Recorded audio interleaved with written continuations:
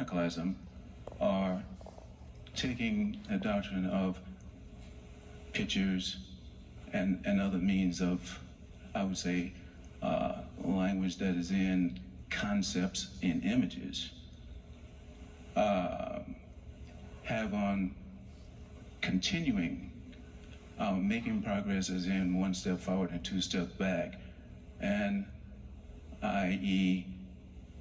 getting to this issue as a root problem existing. In regards to politics, is always going to be there, economics, but until we can deal with the psychological perspective of, let's say, Caucasians, in particular, not all Caucasians, but those who would say are KK, racists, etc., having the idea that they're superior, being perpetuated by their view, whether we're talking from Noah and Ham, and they also the view of images portraying God as divine, being them, and we obviously not a part of that quilt or that fabric of the divine being.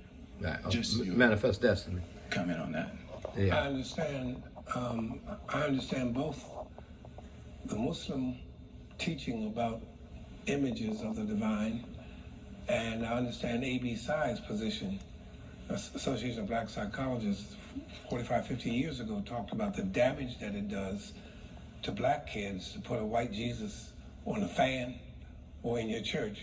When they sing, "Wash me whiter than snow," they mean literally, make me look like this image, which I can never be like, therefore I can never measure up, I'll never be fully saved or fully human because I can't be like control. this white image. And I understand All in the church.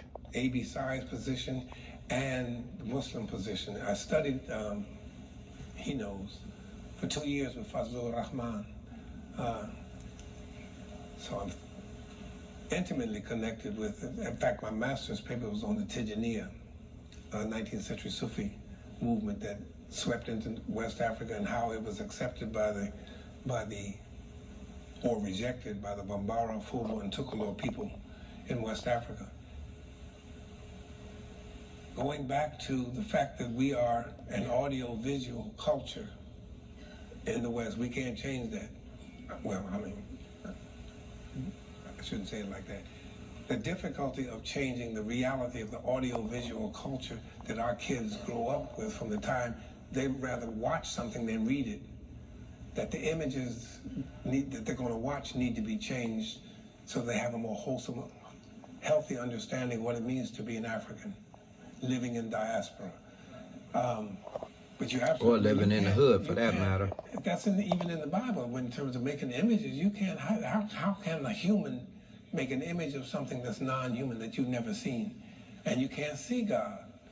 So, I mean, that's a scriptural teaching. That's a Quranic teaching. That's a psychological teaching. But since they're gonna see, they're gonna be watching.